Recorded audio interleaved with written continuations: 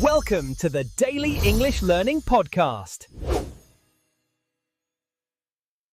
Hello to all our dedicated English learners around the world. Welcome back to the Daily English Learning Podcast. I'm your host, Olivia, and I am thrilled to continue our Modal Verbs series with my wonderful co-host, Martin. Hello, everyone. It is great to be here with you again. In our previous episode, we explored can and could in detail, covering ability, permission, possibility, and requests. Today, we are focusing on be able to and examining how it compares with can and could. Many learners wonder when to use be able to instead of can or could. While they often have similar meanings, there are important grammatical differences and situations where only be able to is possible. Understanding these distinctions will make your English more accurate and natural. Be able to is more flexible grammatically than can or could because it is not a modal verb. It is a regular phrase that can be conjugated in all tenses. This flexibility makes it essential in many contexts where can simply cannot be used. In this episode, we will explore when be able to is mandatory, when it is preferred, and when can or could are more natural. We will provide clear examples and explanations so you can confidently choose the right form in every situation. Let us begin this important lesson. Let's start with the basics. For present ability, can and am, is, or are able to often mean exactly the same thing. I can speak English and I'm able to speak English express the same ability with the same meaning. However, can is much more common and natural in everyday conversation. Native speakers almost always choose can for present ability. She can swim sounds completely natural, while she is able to swim sounds unnecessarily formal or technical. In casual conversation, if someone says, "I'm able to help you," it might even sound strange or overly formal. "I can help you" is the natural choice. Be able to for present ability is typically reserved for formal writing, academic contexts, or technical documentation. There is one exception. When you want to emphasize achievement or success after difficulty, be able to can be appropriate. After months of practice, I am finally able to play that difficult piece on the piano, emphasizes the achievement more than simply saying, I can play it now. So remember, for simple present ability in conversation, always prefer can. I can drive, she can cook, we can help. Be able to sounds formal and unnatural unless you're emphasizing achievement or writing formally. For general past ability, could and was or were able to are often interchangeable. When I was young, I could run very fast. And when I was young, I was able to run very fast mean the same thing, and both are acceptable. However, could is more common and natural for general past ability. My grandfather could speak 5 languages sounds better than my grandfather was able to speak 5 languages. Native speakers strongly prefer could in these situations. But here is the critical difference.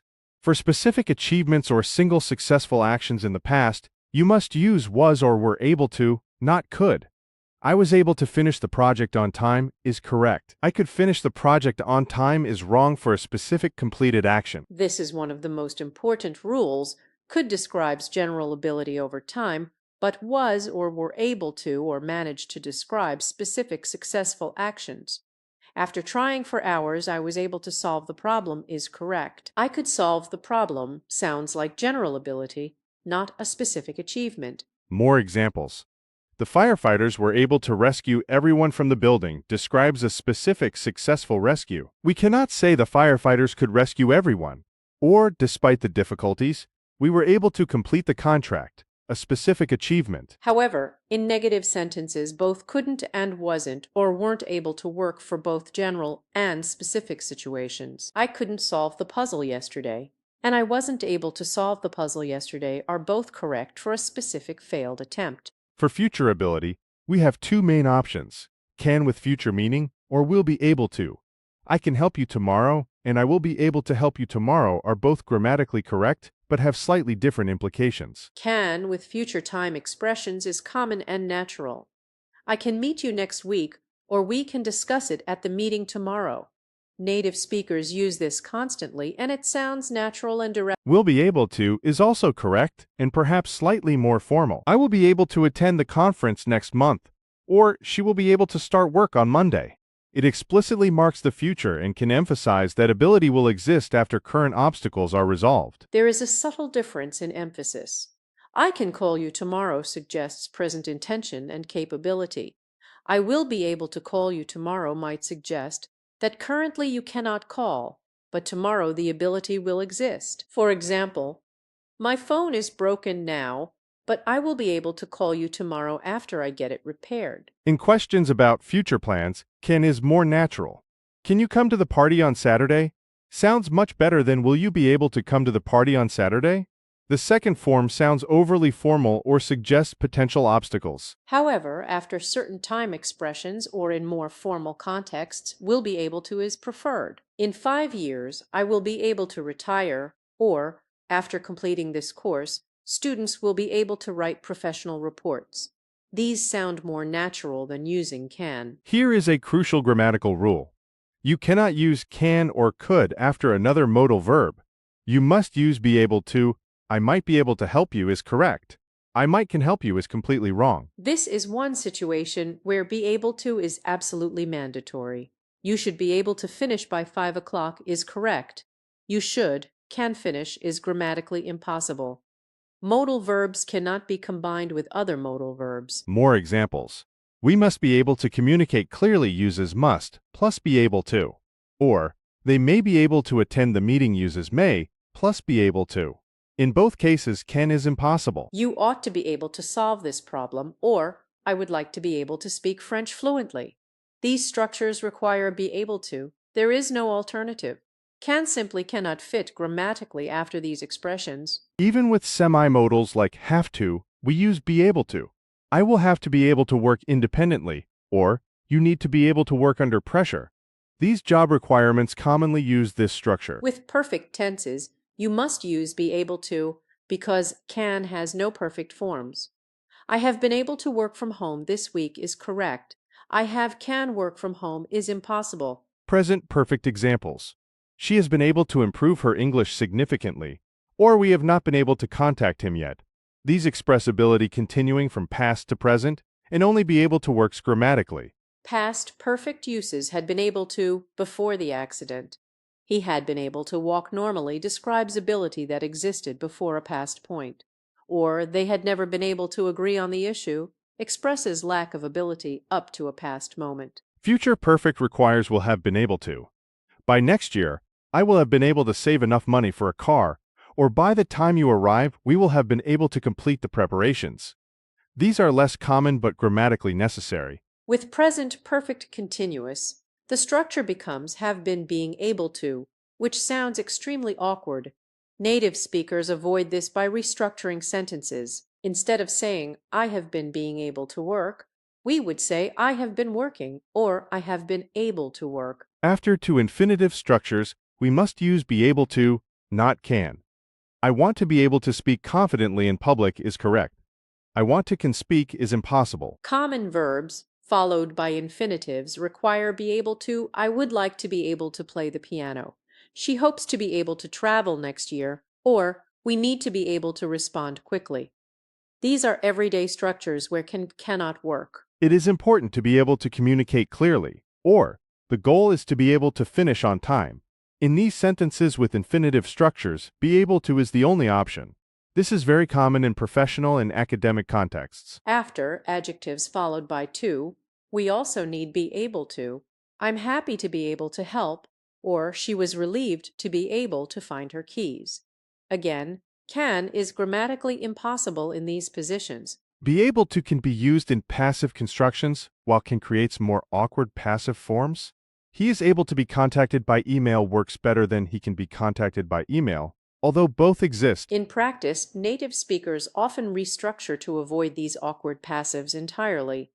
Instead of the problem is able to be solved or the problem can be solved, we might say we can solve the problem or the problem is solvable. However, in formal writing, you might encounter the results were able to be verified independently, or the documents should be able to be accessed online.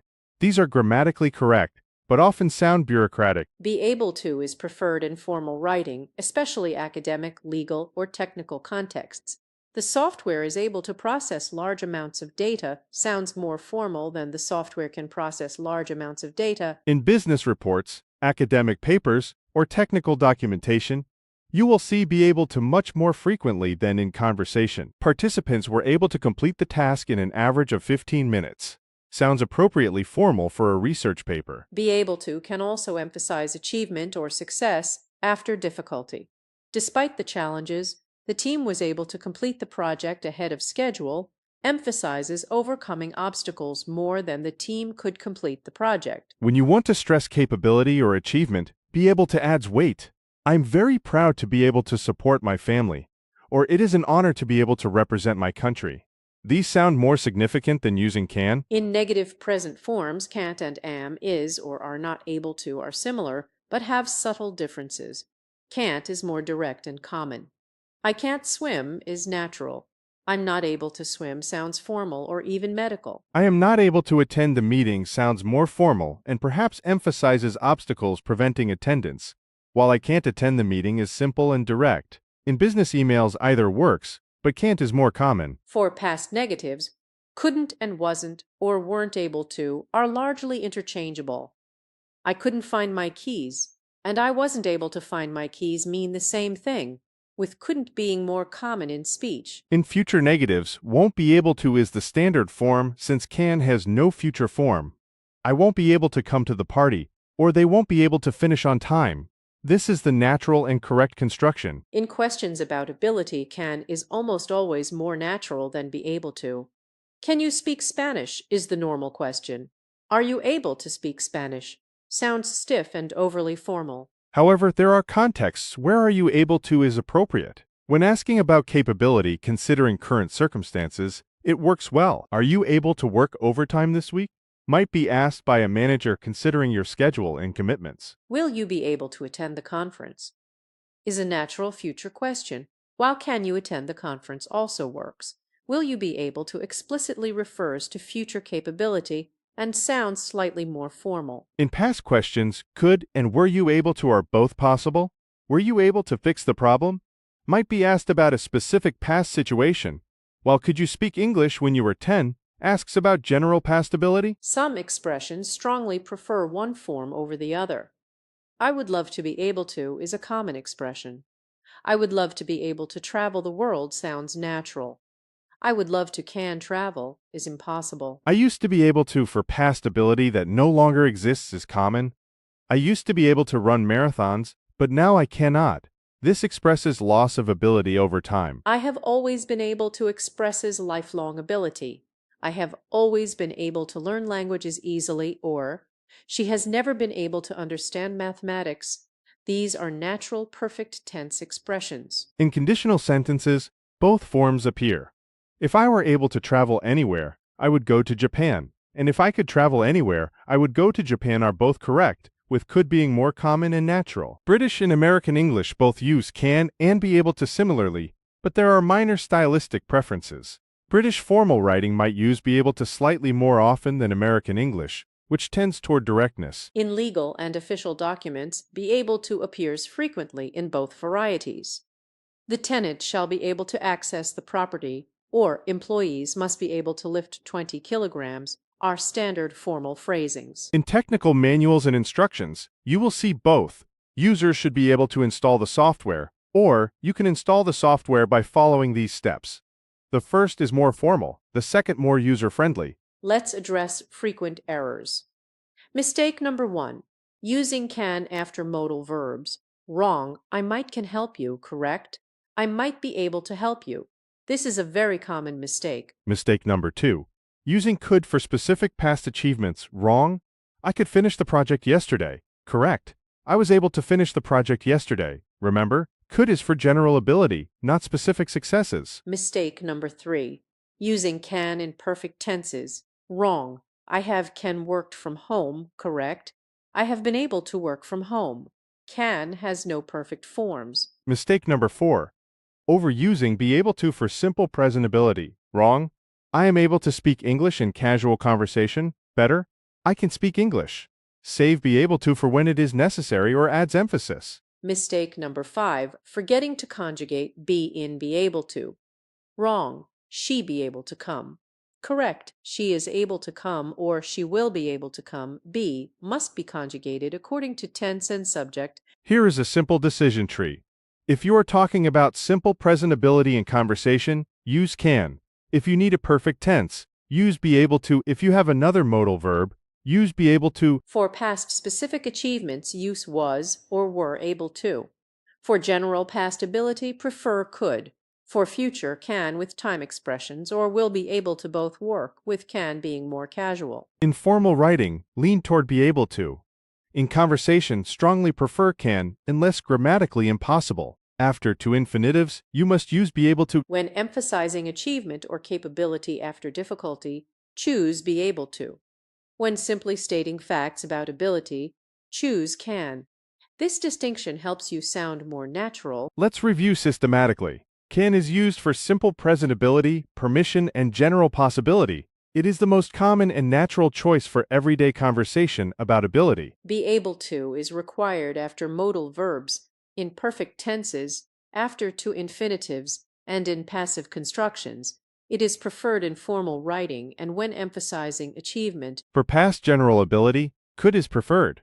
For specific past achievements, was or were able to is required. For future ability, both can and will be able to work with subtle differences. Remember, when in doubt about which to use, ask yourself, is this grammatically possible with can? If yes, use can for conversation and be able to for formal writing. If no, be able to is mandatory. What a thorough exploration of be able to and its relationship with can and could. Understanding when each form is appropriate will make your English significantly more accurate and natural. The key takeaway is this. Can is wonderful for everyday conversation, but be able to is essential when can is grammatically impossible or when you want to sound more formal or emphasize achievement. In our next episode, we will explore must and have to, examining obligation, necessity, and the important differences between these two expressions of requirement. Until then, practice using both can and be able to appropriately. You will be able to master this distinction if you practice regularly. Thank you for listening, everyone. Remember, you can achieve fluency, and you will be able to speak like a native with consistent practice. See you in the next episode. Goodbye, everyone. Goodbye, and keep practicing.